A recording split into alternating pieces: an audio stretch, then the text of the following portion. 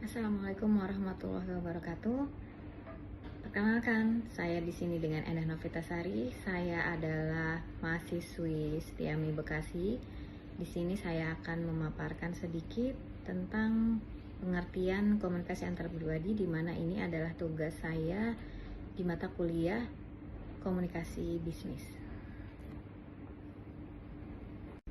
Selanjutnya kita akan menjelaskan apa sih komunikasi antar pribadi itu. Oke, komunikasi antar pribadi itu adalah interaksi tatap muka antara dua orang atau lebih, baik bersifat verbal ataupun non-verbal. Nah, lalu dalam interaksi tersebut akan terjadi pertukaran informasi dan perasaan. Oke. Selanjutnya kita akan menjelaskan apa sih komunikasi antar pribadi itu.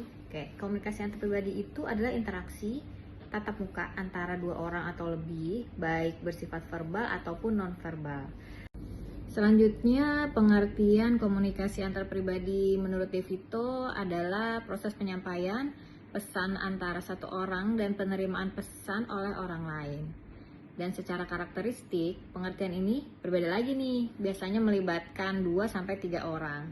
Nah, jarak fisiknya dekat, terus umpan baliknya cepat, dan pesannya bersifat personal. Selanjutnya apa sih tujuan dari komunikasi antar pribadi itu? Mungkin banyak hal ya teman-teman. Salah satunya mungkin bisa menambah networking atau jaringan sosial kita. Terus selanjutnya bisa membantu orang lain, bertukar pikiran, berbagi pengalaman, dan saling sharing atau saling memahami satu sama lain. Dan mungkin juga untuk yang sedang ada konflik, komunikasi ini penting banget ya. Jadi bisa mengembalikan hubungan yang tadinya mungkin memang kurang baik jadi lebih baik lagi. Terus mungkin bisa untuk bertukar pemikiran, berbagi pengalaman juga, lalu mempengaruhi sikap dan perilaku orang lain. Baik, sekarang mungkin kita kembali pada peranan dan karakteristik dari komunikasi antar pribadi tersebut. Oke, seperti yang dijelaskan dari Johnson ataupun De Vito, komunikasi interpersonal itu membantu membangun intelektual dan sosial individu itu.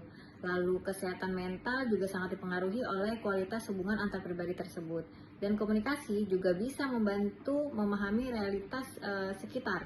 Lalu selanjutnya apalagi sih agar komunikasi antar pribadi itu efektif? Nah, mungkin di sini ada beberapa keterampilan dasar ya.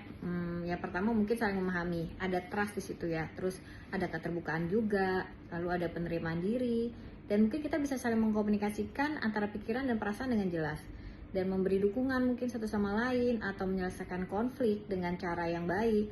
Dan ada pula sudut pandang humanistik yang disampaikan oleh De Vito, antara lain keterbukaan, simpati ataupun empati ya.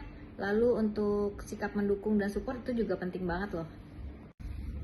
Lalu apa sih syarat komunikasi yang baik?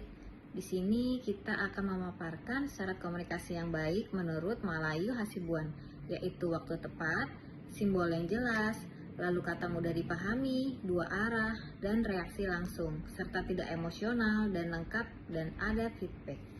Dan lalu gimana sih caranya nonverbal itu dilakukan dalam komunikasi antar pribadi?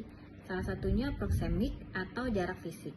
Lalu ada kinestik atau gerak tubuh, lalu ekspresi wajah, dan arti faktual atau penampilan, pakaian, dan barang. Demikian informasi yang dapat saya sampaikan tentang pengertian dari komunikasi antar pribadi. Semoga penjelasan saya bermanfaat dan sampai jumpa selanjutnya. Assalamualaikum warahmatullahi wabarakatuh.